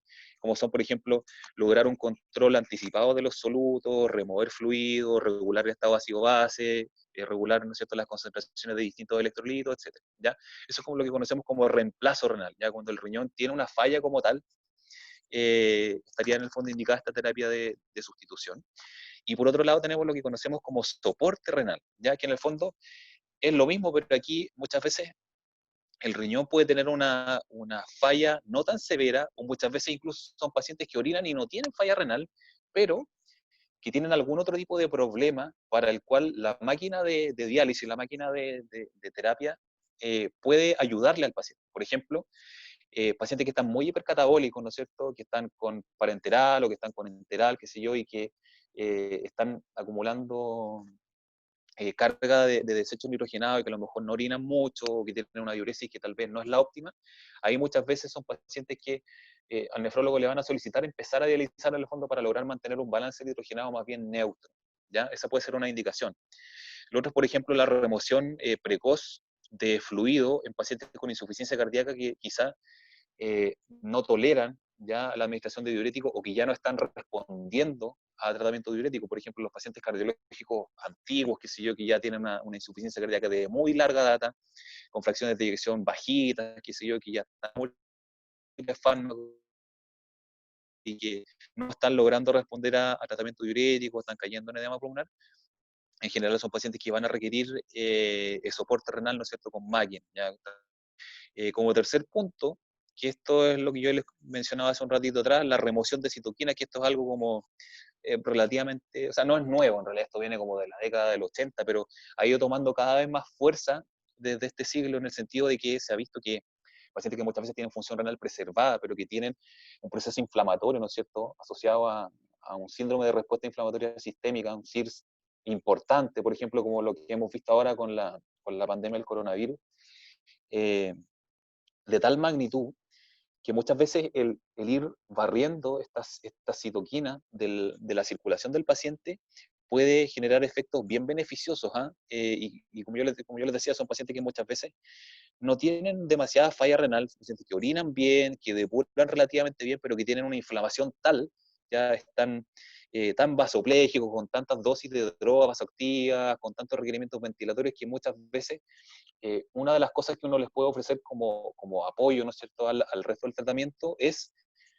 eh, filtrar, ¿no es cierto?, la sangre del enfermo y remover un poco de esta carga de citoquinas para que se vaya desinflamando, ¿no es cierto?, y pueda ir recuperando de a poco su condición. ¿Ya? Eso lo hemos aplicado, bueno, no solo en coronavirus, en general esto es algo que se utiliza mucho en el shock séptico, cuando ya empieza a responder poco al tratamiento antibiótico, la reanimación con volumen, que sé yo, los corticoides y otras maniobras, y ya se usa como terapia de rescate, yo diría con resultados variables según el tipo de paciente, pero eh, yo me atrevería a decir que en general de las que hemos hecho acá y las que he tenido yo experiencia de hacer en otros lugares, eh, alrededor de 2 de cada 3 pacientes más o menos tienen algún tipo de respuesta positiva, ¿ya? Y eso no es menor, ¿eh? Entonces muchas veces es una alternativa que hay que considerar, ¿ya?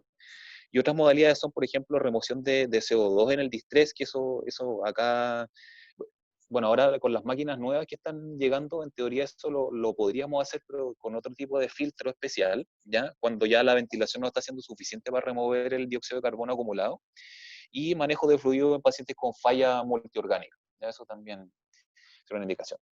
Este esquemita también queda como resumen. Aquí lo que me interesa es que tengan claro lo que destaco yo ahí en el cuadrito naranjo.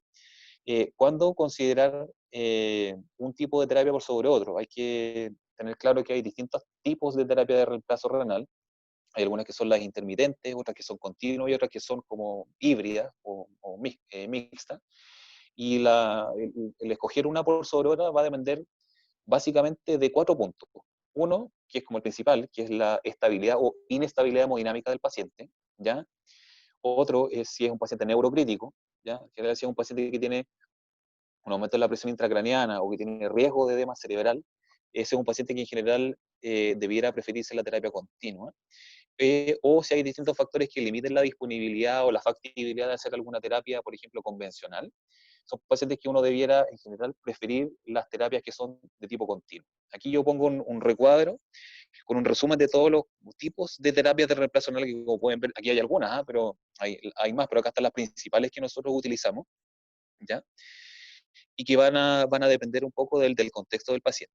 ¿Ya? Tenemos las técnicas que se llaman intermitentes, que son las que están al medio, que eso lo que significa es que se hacen por un periodo acotado de tiempo, algunas horas, ¿ya? Y que puede ser en forma diaria o pueden ser día por mes, ¿no es cierto?, días alternos, ¿ya? Ahí tenemos la típica hemodiálisis convencional intermitente, que es como la del paciente crónico, ¿ya? Que puede ser 2 horas, 3 horas, 4 horas, ¿no es cierto? Y que puede ser todos los días o día por medio, normalmente es día por medio. Y está la diálisis diaria extendida, que esa, claro, habitualmente es como de 4 horas, con algunas variaciones en los flujos y que se puede aplicar en forma diaria en el paciente que está muy catabólico, por ejemplo, que está generando mucha carga de desecho, se puede hacer, o se puede alargar también en tiempo para remover una mayor cantidad de toxina, ¿ya? Están las técnicas continuas, que en el fondo aquí hay que tener como bien claro el hecho de que la definición de continua es toda aquella terapia que dure 24 horas o más en general. Ahora, ojo, nosotros estos tipos de terapias muchas veces las utilizamos en periodos menores a 24 horas, pero eso va a depender mucho de cada caso, ¿ya? La gracia que tienen estas terapias que se hacen con máquinas especiales, yo creo que ustedes las han visto, la máquina o la Diapac o la que está llegando ahora, que es la máquina amplia, que permite hacer distintas técnicas que en el fondo lo que hacen es una depuración mucho más lenta, ¿ya? De la sangre del paciente, y eso permite una tolerancia bastante mejor, sobre todo desde el punto de vista hemodinámico, ¿ya? Y generar una estabilización, una normalización, o mejoría al menos de los parámetros del medio interno en forma mucho más lenta y mejor tolerada para el paciente, ¿ya? Aquí tenemos la hemofiltración continua, ¿ya? La hemodiálisis continua, la hemodiafiltración, que es una mezcla entre esas dos modalidades, y tenemos también lo que se conoce como ultrafiltración lenta continua, que esto en cardiología tiene alta utilidad en el paciente que, por ejemplo, depura, ¿ya? Pero no responde mucho a diurético y es necesario en el fondo irle removiendo volumen, pero a un flujo más bien lento, ¿ya? Para favorecer la tolerancia hemodinámica. El paciente cardioquirúrgico, por ejemplo, esto es como bien frecuente utilizar ese tipo de modalidad. Y las otras son las técnicas híbridas, que también nosotros las usamos harto, ¿eh? Son las que está en el fondo, la gracia que tienen es que como que reúnen un poco como lo mejor de los dos mundos. En el fondo aquí se puede usar la máquina de diálisis convencional, la típica, pero se ajustan un poco los flujos, ya se dejan flujos mucho más lentos y se prolongan en el tiempo. Son terapias que normalmente indicamos en periodos de 6, 8 o 10 horas, ¿ya? Y eso permite favorecer bastante la tolerancia hemodinámica del paciente, pero depuran, ¿no es cierto? O sea, limpian la sangre en forma mucho más eficiente que una técnica continua que es bastante más lenta. Por eso esas terapias se dejan en general en periodos nunca menores a 12 horas, porque depuran mucho más lento la sangre del paciente. ¿Ya? Normalmente las terapias continuas las dejamos o porque el paciente no va a tolerar una convencional, o porque en general no tiene trastorno que sea del potasio o acidosis, o etcétera, demasiado severo, y el principal conflicto que tienen es de otro tipo. ¿Ya? Ahí normalmente, como yo les decía, la elección del tipo de terapia habitualmente pasa por el criterio del nefrólogo o del residente de turno que corresponda a cada caso. ¿Ya?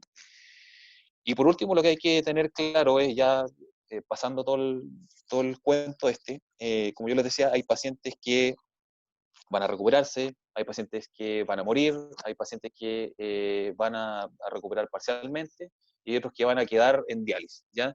Eso va a depender un poco de cómo se va a dar el proceso reparativo dentro del riñón. Ya este esquemita lo que busca reflejar es que hay pacientes que van a tener un proceso de reparación del daño que se conoce como adaptativo, que en el fondo tienen una maquinaria metabólica, tienen reserva y todo, y se manejó a tiempo, digamos, la causa del problema, y sus túbulos se logran reparar de manera adecuada y logran recuperar en algún periodo de tiempo que habitualmente suele ser en el rango de las 2 a 3 semanas, y recuperan muchas veces casi en forma completa su función, ¿ya?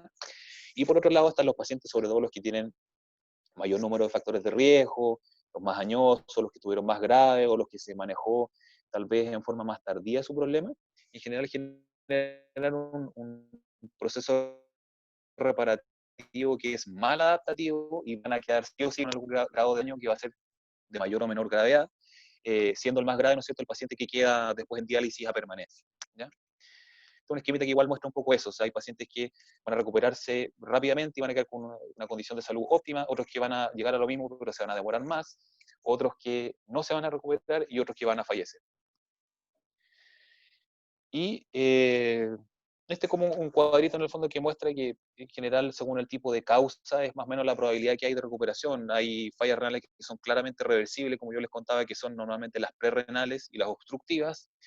Hay otras que suelen ser más bien autolimitadas, pero que dependen mucho del manejo que se haga en la UPC, como son las necrosis tubulares, las fallas intersticiales, qué sé yo, la glomerulonefritis y otras, ¿ya?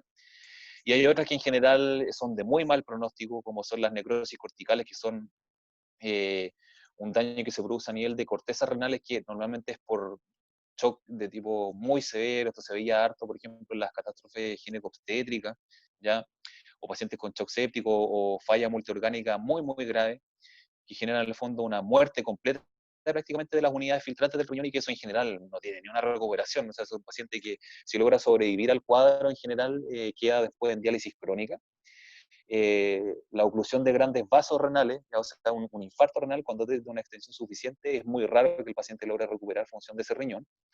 Ciertas nefrotoxinas como el metoxiflurano, que eso es rarísimo, en realidad eso da lo mismo. Y oclusiones microvasculares, por ejemplo, en el paciente hemato-oncológico o en el paciente cardioquirúrgico, que a veces después de un procedimiento hace embolizaciones de colesterol que se esparcen en forma difusa por ambos riñones, y que esa falla renal habitualmente tiene un pronóstico que es bien malito igual. Pero eso a grandes rasgos va a depender un poco del tipo de causa y de la adecuada evaluación y manejo que se haya hecho por parte del personal de salud. Eso es, ¿ya? Eso es más o menos lo que yo quería contarles. Quedo disponible para consultas, lo que necesiten. Gracias, doctor. Muy buena la clase. Muchas gracias nuevamente por participar en esta linda cruzada, como ya he dicho varias veces en los videos anteriores, que es formar una nueva UPC. Muy completa la clase, muchas gracias. Yo tengo dos consultas, más que nada sobre la terapia de la remoción de CO2. ¿Esa se hace directamente de la máquina de diálisis o traen el hemolunco? Trae, claro, lo que trae, sí, trae esta, por ejemplo, la amplia, tú lo que tienes es tienes que conseguir el cartucho especial que se acopla al equipo. Entonces, claro, entonces a través de ahí es como parecía al circuito de ECMO, entre comillas, Ah, pero con un cartucho especial, claro, pero con un cartucho especial que se acopla directo a la máquina. ya, ya, perfecto. Esa es como la gracia. Pero, o sea, de momento nosotros no lo tenemos, pero en teoría eventualmente después se pudiera incorporar. Ya, perfecto. Y lo otro Sí. que quería hacer una consulta, lo mismo, siempre me ha quedado la duda. En realidad, yo soy especialista en ECMO y en varias pacientes que hemos tenido en ECMO se le Ujú, indica diálisis porque obviamente el paciente cae en falla renal, está ujú, hipervolémico aparte. Pero la duda que tengo, mira, el paciente por lo general, los pacientes antes se tratan casi hipovolémicos, sin volumen, sin nada, secos prácticamente. claro, Pero sí. posterior a lo que es el ECMO, el paciente ya se puede empezar a colocar hemoderivados, pero el paciente sangra mucho, la PTT siempre va a estar alterada. Y en general uno lo ve porque el paciente siempre va a estar en un estado hipervolémico en ese paciente, entre comillas, porque el paciente va a estar hematoso, entre otras cosas, pero en sí lo que la máquina del ECMO es, siempre va a ser precarga dependiente. Entonces, por lo general, lo que piden los residentes o lo que se trata de hacer es disminuir la volemia. Pero por lo general, siempre cuando se inicia un poquito la que es la terapia dialítica, no sé si la tasa de ultrafiltración es muy alta, no me manejo mucho en el tema de diálisis, pero por lo general siempre el paciente va a disminuir tanto el flujo del ECMO como la hemodinamia va a empezar a empeorar aumentando las dosis de drogas vasoactivas, o sea, mal perfundir, entre otras cosas. Ujú. Entonces, ¿qué es lo que nos recomendaría a ustedes, a nosotros, por ejemplo, o en ese paciente específico, el manejo Lo, de la volemia en realidad con la ultrafiltración o la hemodiafiltración? lo que pasa es que, bueno, sí, pues compleja la pregunta. El soporte renal agudo en el paciente en ECMO es todo un tema. Hay capítulos completos de textos de nefrología crítica que hablan solo de las técnicas de reemplazo renal en el paciente en ECMO. Ujú. Y claro, van desde en el fondo las dificultades o las distintas posibilidades en la conexión, por ejemplo, del circuito, que eso ya es todo un cuento, ¿no es cierto? Claro, Por por los flujos y presiones que son así disparatadamente altos en el ECMO versus completamente. lo que requiere un circuito Ujú. de diálisis. Y claro, ahí tú tenéis que ver si colgáis en el fondo el hemofiltro al circuito del ECMO, ¿ya? O le colocas un acceso vascular independiente al paciente aparte para tener dos circuitos distintos, uno para el ECMO y el otro para la terapia de reemplazo renal, y el otro ya con la prescripción en sí. Yo te diría que al final depende de cada caso, porque o sea, en el fondo va a depender, punto uno, de diuresis del paciente, balance, en el fondo, y qué tanto requerimiento difusivo o no va a tener. O sea, es que al final depende de qué es lo que tú quieres lograr con la terapia de reemplazo.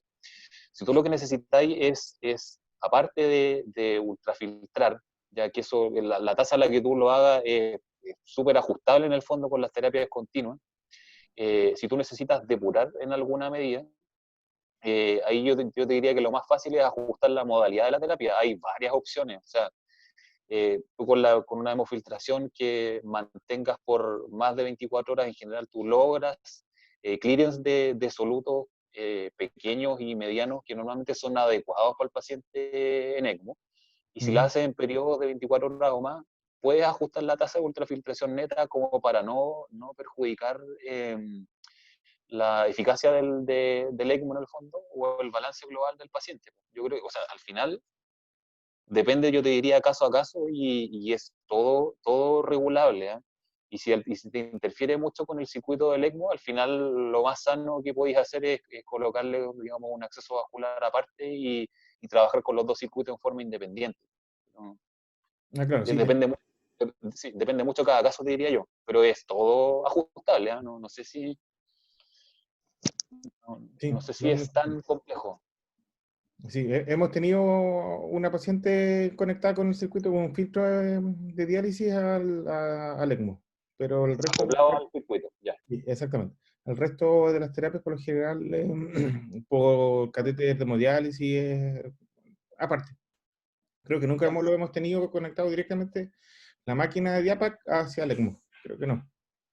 Ya. O sea, claro, se puede hacer, pero tenéis que desactivar muchas alarmas de presión y flujo, porque si no te va a estar pifiando todo el Claro, rato. sí, ese es el problema. Sí, Sí, sí, ese es el drama. Pero se puede, en teoría.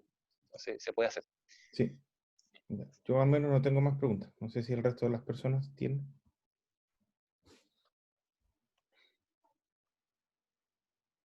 Como les decía, puede ser de la presentación o puede ser de otras cosas, dudas que tengan de nefro en UPC o cosas que hayan visto. No sé.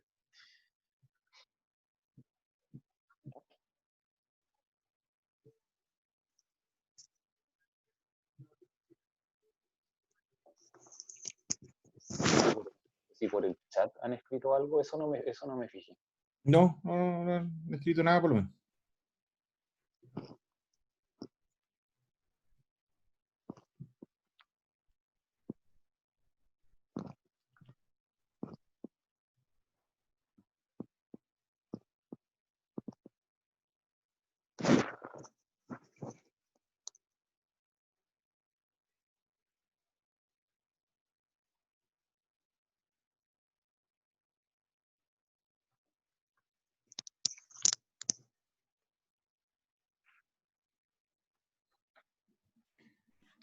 En el chat te están agradeciendo por lo menos, como de agradecimiento. Muchas gracias de nuevo, doctor, por la clase. No, ningún problema, encantado. Cualquier cosita, bueno, la, el mensaje final en realidad es claro, lo que yo les decía, pues lo importante lejos es la prevención y el manejo precoz. Ujú. Y claro, siempre estos casos cuando generan ciertas dudas está la disposición, pues yo estoy con contrato 22-28, de manera que de lunes a viernes siempre estoy recorriendo la UPC durante las mañanas, así que ahí en general siempre está la posibilidad de consultar, revisar los casos, los que requieren terapia de reemplazo y los que no, digamos, tienen otro conflicto nefrológico. Y no, pues siempre disponible para cualquier consulta, pues, ningún problema. Muchas gracias, Yo doctor. tengo una... ¿Aló? ¿Aló? Sí, se escucha Sol. ¿Sí? Tengo una duda. Hola, soy Solange. Hola, Doc. Hola a Hola. todos. Tengo una duda en relación a la prevención. No sé qué injerencia podemos tener nosotros, pero uno ve harto el uso indiscriminado del furosemida.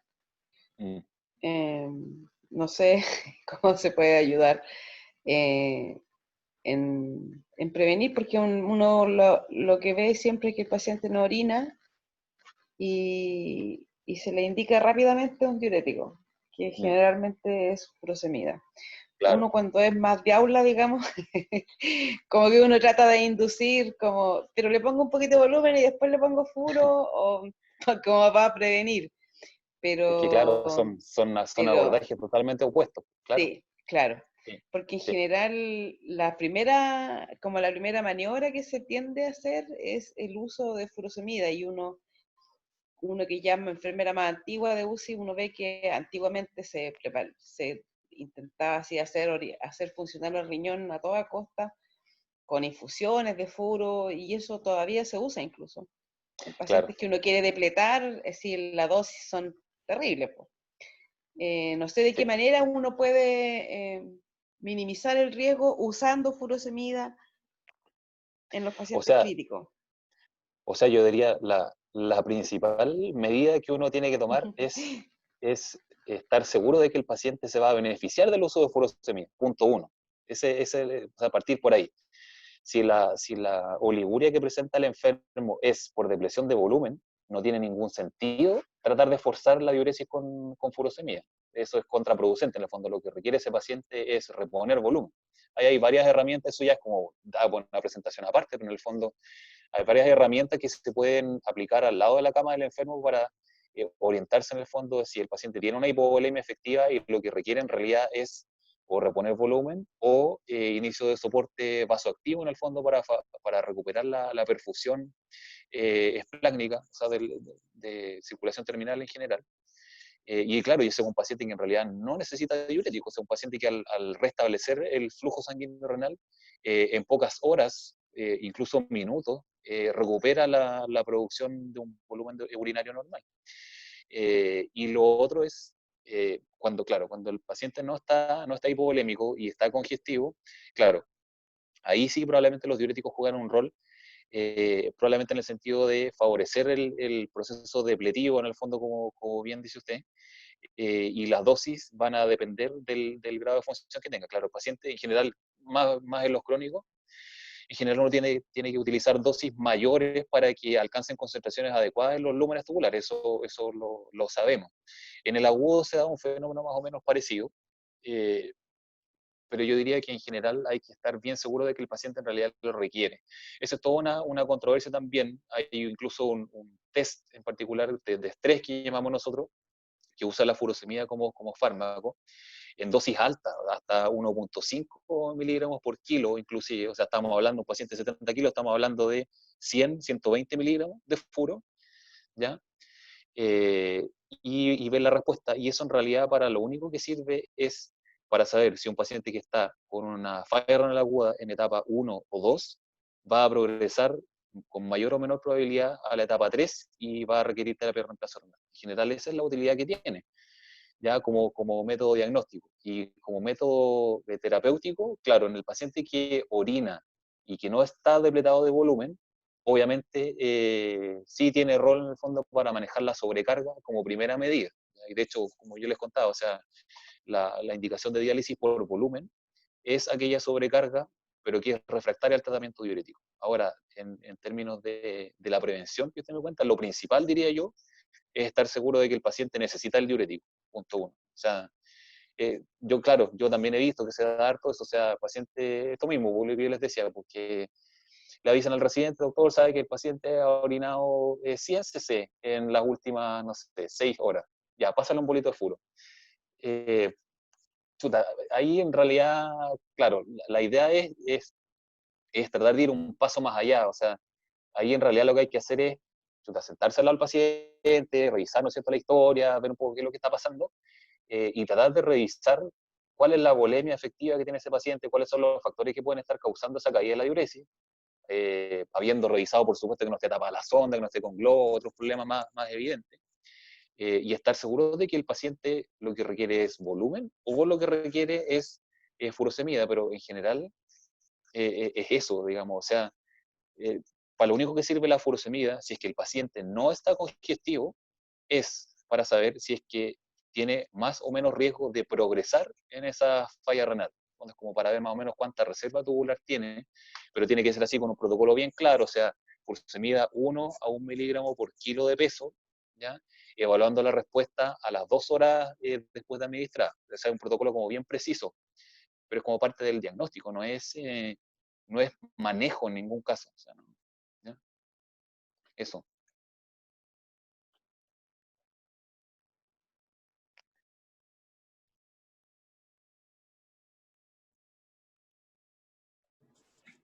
Gracias, doctor, por la respuesta. ¿Alguien más tiene alguna consulta, pregunta?